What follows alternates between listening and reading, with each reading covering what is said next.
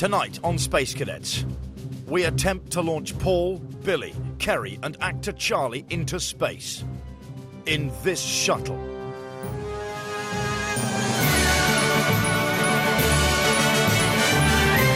Welcome to Space Cadets. It's a nice night for a shuttle launch, I think you'll agree. Yep, it's the moment we've all been waiting for. MC Hammer had his hammer time. Chico sadly had his Chico time. Well, let me tell you, this is shuttle time, the moment when all systems are go and we attempt to launch 4 space cadets into orbit. These intrepid pioneers of non-interplanetary travel are Billy, a recruitment consultant, Kerry, a college administrator, Paul, a plasterer, and an undercover actor named Charlie, who is perhaps using Earth's worst ever cover story by masquerading as a poet.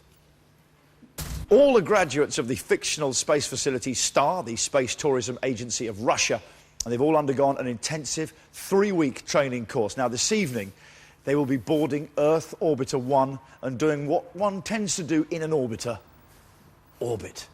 But will they rumble the ruse? Put yourselves in their shoes. After all they've been through, it would actually be weird for them to question the whole thing.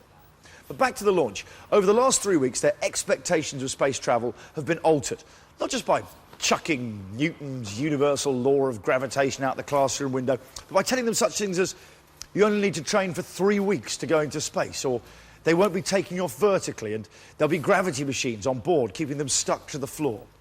Crucial to the success of the mission will be the performance of the shuttle simulator, Earth Orbiter 1, the construction of which, I can assure you, has been quite a performance in itself.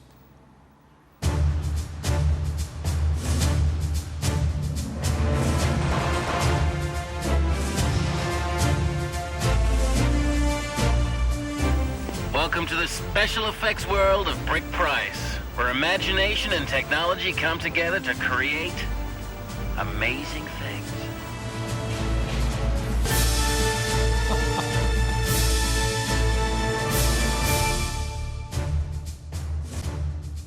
Brick Price, one of Hollywood's top special effects directors, has been given the job of building a space shuttle interior capable of convincing our space cadets they're blasting into space. He has a set that has been used in the films Space Cowboys and Apollo 13. But how's he going to make it move around and feel like a real shuttle? Together with his team of engineers and hydraulics experts, they come up with the idea of placing huge airbags on each corner of the shuttle's base. The airbags are considerably bigger, of necessity on this. They came from a Greyhound bus type of a thing. But right now, without the shocks, if you start to rock it a little bit, it just oscillates. Okay. When compressed air is forced into the airbags, they'll expand, causing the entire 42-foot shuttle to move around.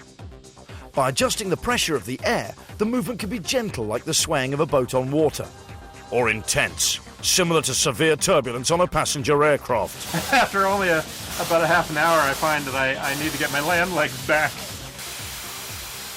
So it moves realistically enough during normal flight. But how can they make the cadets feel like they're experiencing the launch they're expecting? Remember, we've told them the shuttle will take off like a conventional aircraft and gently corkscrew into space. On the launch, we have a hydraulic ram which lifts up the cockpit area, because the only time that you're going to feel that acceleration is when you first take off. Wow. Part of the job is to trick the cadets' senses. The hydraulics on the front of the craft will push them back into their seats, mimicking G-force, and hopefully make them feel they're accelerating away from the Earth. It gives you that sense of acceleration because you're pushed into the seat back. And when you couple that with movement, it is terrifying. So it looks real and feels real, but one vital piece of the puzzle still remains to be completed. It needs to sound real. And something very important is the sound of the launch, of the noises that are running when you're going through space. It has to be believable. It has to be believable for a long period of time. So I wanted to get the best person I could, and that would be Dean Andre. Enter Hollywood's legendary sound designer, Dean Andre. I'm the guy who puts the squeaks in the doors and the squeaks in the floors.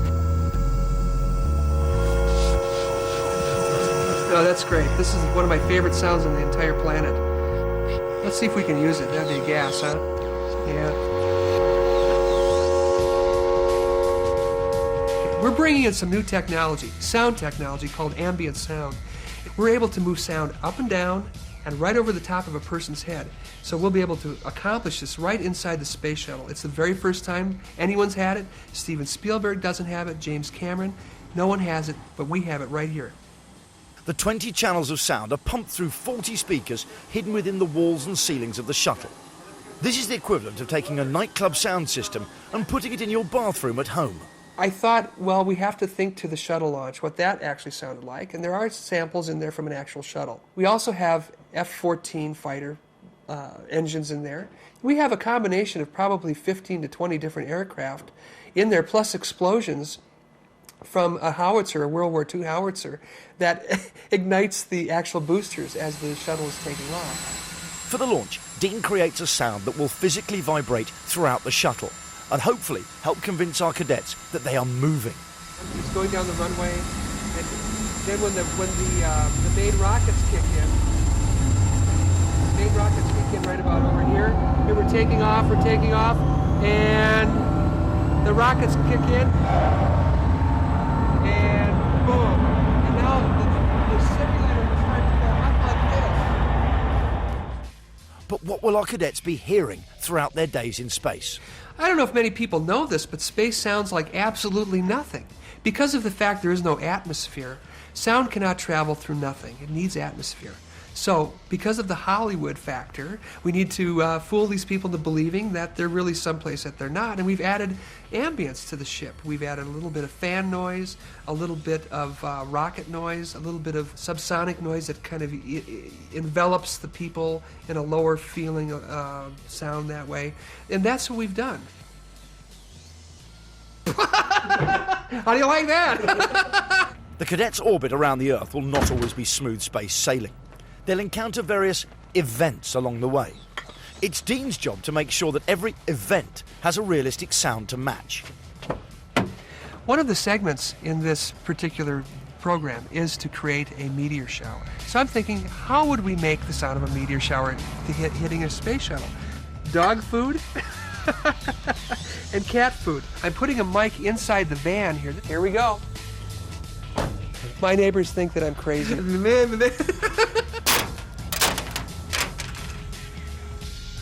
I can't wait to put this together. Let's go back to the studio. We have to process this one. All we need is about half a second. Okay, so we're going to learn that. And it sound like little bits and pieces of meteor are clunking against the shell of the hull. So everything is set.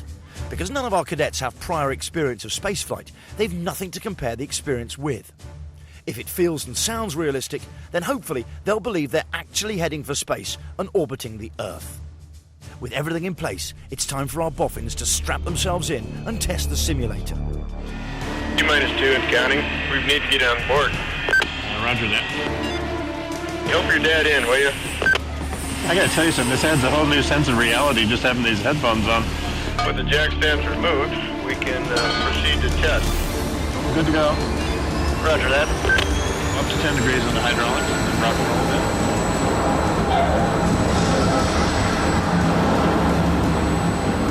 I'm actually feeling like you're taking off. Ah, this is impressive. What do you want to go for, rock and roll motion or 4.5? Shake it up when it's in its right position. Roger that.